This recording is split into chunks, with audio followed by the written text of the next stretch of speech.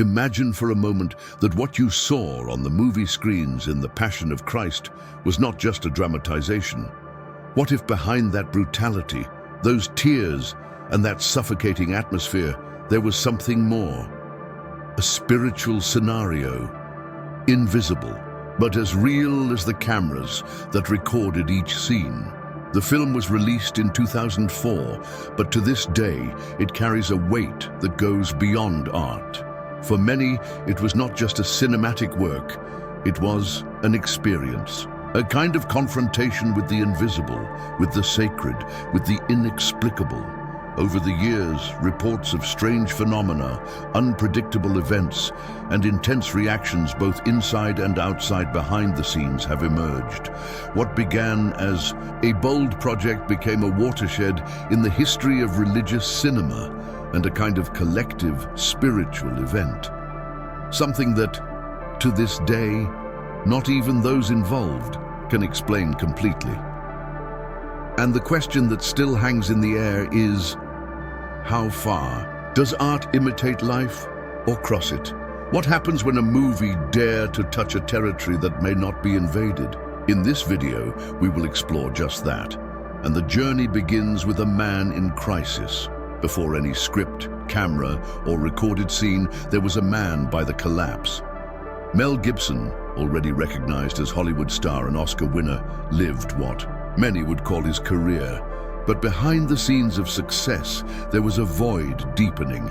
Addiction, depression, and dark thoughts began to take care. He himself admitted years later that he was in a destructive spiral. It was in this state of despair that something unexpected happened. In the midst of pain, Gibson fell to his knees, not before a script, but before God. And there, in a moment of surrender, an idea began to be born. Not a common idea of cinema, but a call. He read the Gospels again, especially the excerpts that talked about pain, redemption, and delivery. And it was there that the embryo of the Passion of Christ began to take shape. Not as a commercial project, but as a personal mission. For Mel, this story needed to be told in the most faithful, raw, and visceral way possible. He believed he had a debt to what saved him, and the price to pay it would be high, louder than he could imagine. When Mel Gibson presented his idea to Hollywood studios, the reactions were almost unanimous. Silence, discomfort, and polite refusal. After all, who in their right mind would fund a film spoken in Aramaic, Latin, and Hebrew with no renowned star and with graphically brutal scenes from the death of Jesus? The industry that feeds on safe formulas was not prepared for such a radical work. Executives said the film would not have commercial appeal, that no one would pay to watch 2 hours of suffering with subtitles. They suggested changes, softens, adaptations, everything that could facilitate public acceptance. But each suggestion of these sounded to Mel as a sacrifice of the truth he sought to tell.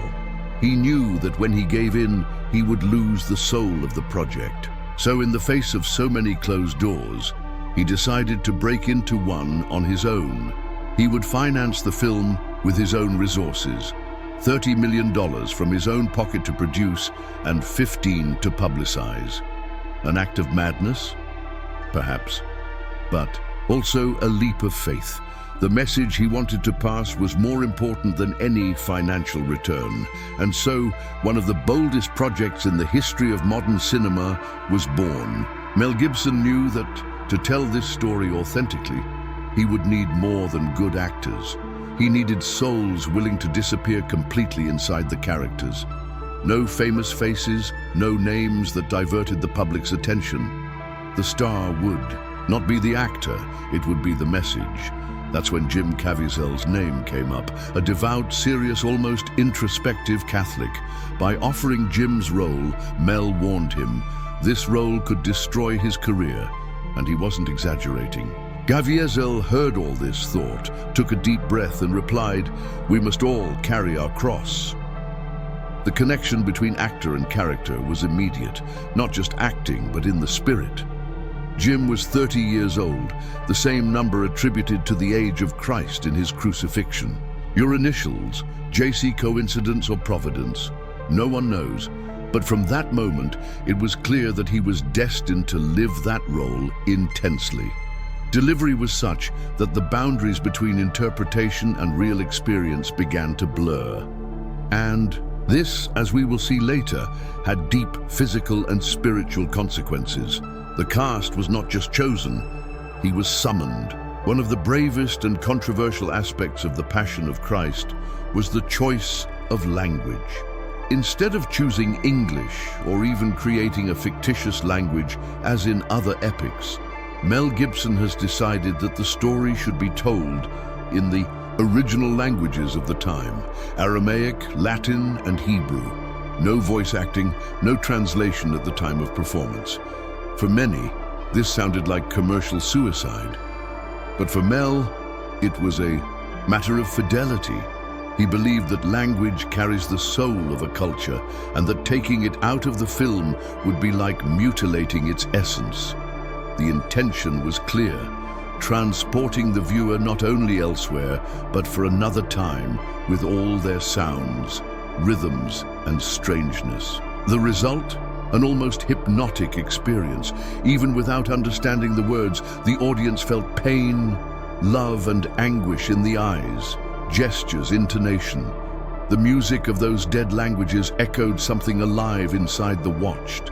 The language, instead of a barrier, became a bridge between the past and the present, between the visible and the spiritual.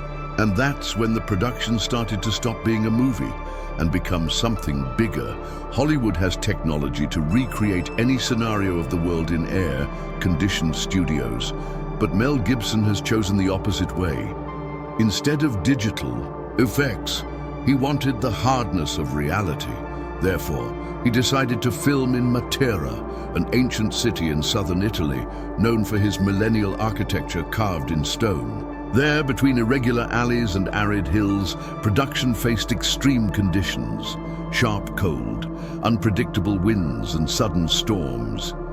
It was not an aesthetic choice, it was a symbolic choice. The pain needed to be real. The floor needed to hurt the actor's feet. The weight of the cross needed to tire the shoulders. The set became almost a field of penance, where there was no room for comfort. Scenes were recorded in cold rain, under scorching sun, with tremendous actors with cold and feeling real pain.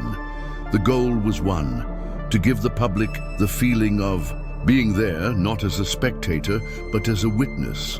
And the result was more than convincing, it was visceral. The land of Matera not only shaped the aesthetics of the film, but also put those involved in a deep, often spiritual, emotional state. And it was on this ground that the unexpected began to happen. From the early days of filming, something hovered in the air, and it wasn't just the cold of Matera. Team members began to report strange sensations in the set. A different silence took over the most crucial moments. Simple scenes were accompanied by an inexplicable emotional burden. Technicians, extras, and assistants were crying without knowing why. Actors who were not religious began to feel a spiritual weight in certain parts of the film, especially in the scenes of flagellation, the loading of the cross, and the crucifixion. Jim Caviezel, the interpreter of Jesus, even said that it was not just a job, it was as if something was being channeled by him. Mel Gibson, usually firm and straightforward, was seen leaving the set to pray alone in silence. No one talked about it openly, but everyone knew there was something different there. It wasn't just a movie, it was an experience. A kind of invisible atmosphere surrounded the project, and the more intense the content of the scenes, the stronger. This presence seemed to manifest. For some, it was like a divine sign, for others, a warning. But no one left the set the same way it entered, and that was just the beginning. One of the most talked about episodes behind the scenes of the film happened during the filming at the top of the hill that represented the Golgotha. Jim Caviezel was prepared for another painful scene when, out of nowhere, lightning hit him. Yes, literally, a lightning came down from heaven and hit him as he was on the cross. Miraculously, he survived. Minutes later, a management assistant was also hit in the same place. Two people, two rays, at the same point with minutes difference. Scientists would say this is unlikely. Some on the set started to call a sign, others warning. And the strange events didn't stop there. In another scene, the cross fell with unexpected force, and Jim shifted his shoulder. In one of the flagellation moments, the rubber whip missed the target and hit his back, tearing the skin. In the 21st century, in a set of Hollywood, a truly bleed actor for interpreting Jesus Christ. The marks were real, and many of them were not in the script. They were wounds that time took, but they left not only physical but spiritual scars. It was as if the character's pain crossed the screen, and also the actor's body. What few know is that some of the screams of pain heard in the heaviest scenes of the movie were not rehearsed, they were authentic. During the filming of the crucifixion, Jim Caviezel faced an extreme level of physical suffering. He was exposed for hours in the cold wind of the Matera Hills, with his body covered with little clothing, while the scenographic blood dripped, for wounds that, at certain times, were real. He contracted hypothermia, moved his shoulder, had open cuts on the skin, and later developed heart complications that required surgery. All this to faithfully interpret a man who, 2,000 years ago, went through the maximum pain for the sake of humanity. Caviezel could have given up. It could have required stuntmen, breaks, comfort, but it didn't do any of it. He remained firm, saying that he had assumed this role not as an actor, but as a servant. His faith was greater than fear. And perhaps that is why many say that he did not interpret Jesus. He lived him. His body was marked, his soul too. And even after all, Jim would claim that he would do everything again, because that pain for him was not in vain. As the days of filming advanced, which was just a vague feeling, began to manifest more clearly, there was something spiritual happening in that set. People who had never shown interest in religion began to look for answers. Sound technicians, makeup artists, camera operators behind the scenes, people began to borrow Bibles. During the breaks, conversations about faith and purpose replaced typical technical discussions.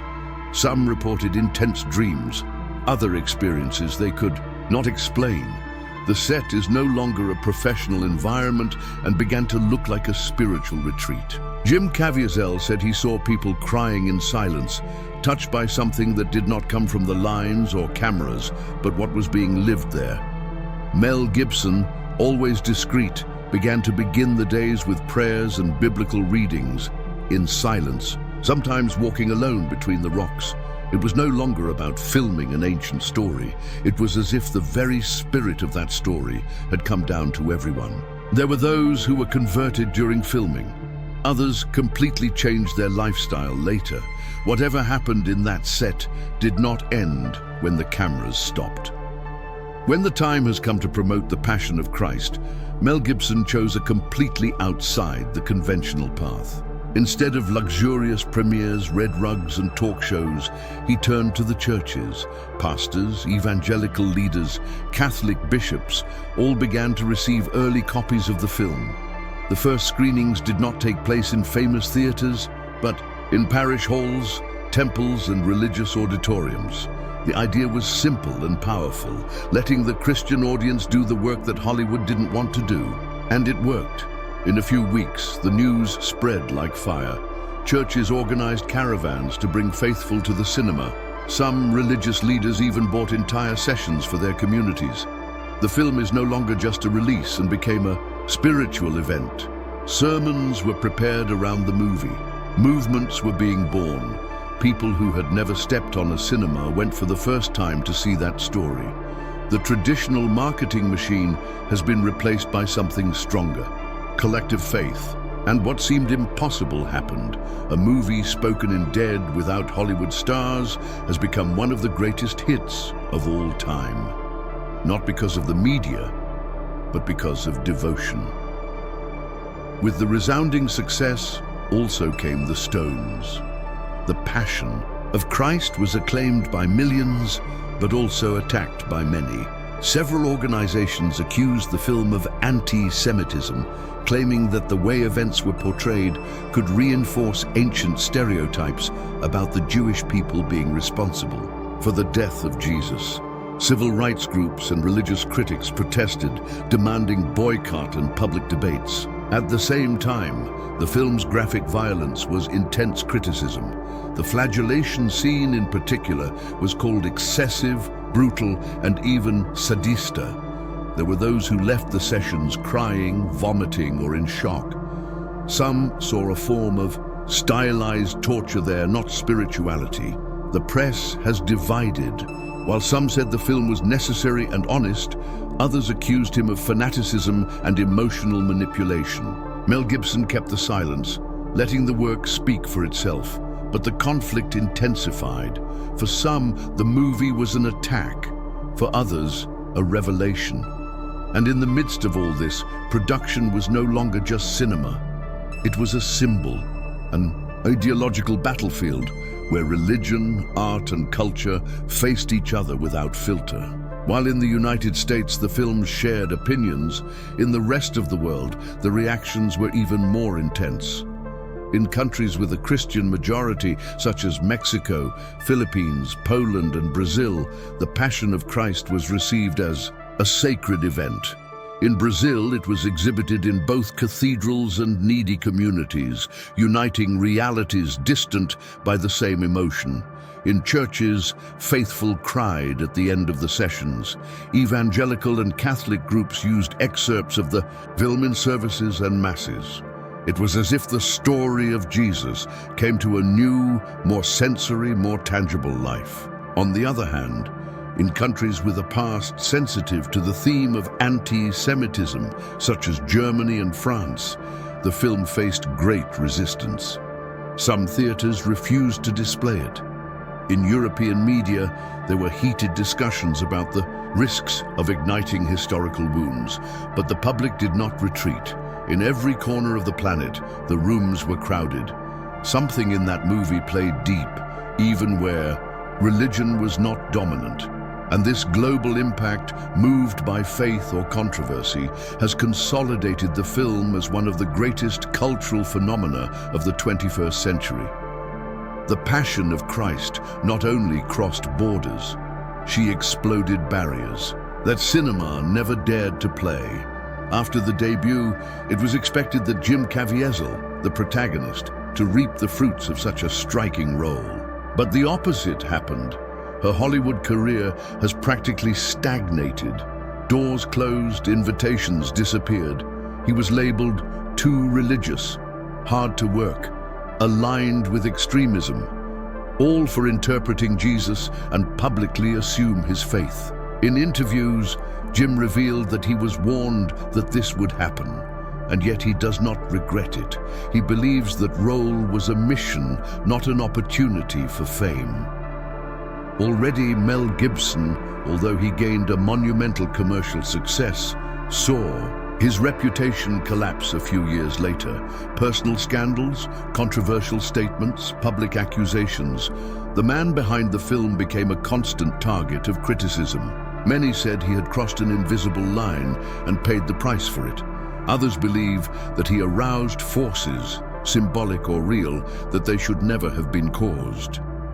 What is certain is that the Passion of Christ has forever changed the lives of the two men, and not lightly. The impact was as deep as the movie, and perhaps harder to endure than any crucifixion scene. Even after 2 decades since its launch, The Passion of Christ still provokes intense reactions. Its legacy is not just cinematic, it is spiritual, cultural, human. Many of the people involved in the project have never been the same again. Some left the cinema, others became more prisoners. There are reports of technicians and extras who have been studying theology, attending churches, or simply never managed to watch the movie again. Mel Gibson, while mentioning a developing sequence, rarely talks about the original project. According to nearby sources, there are chapters of this story that he never shared, as if some experiences were too sacred or traumatic to be told. And Jim Caviezel continues to testify about how the role turned him forever. The film became a watershed, both in the life of those who did it and those who watched it. It was more than a work of art. It was a risk, a provocation, a filmed prayer. And maybe that's why, even today, she wasn't forgotten. The Passion of Christ did not end in the final credits.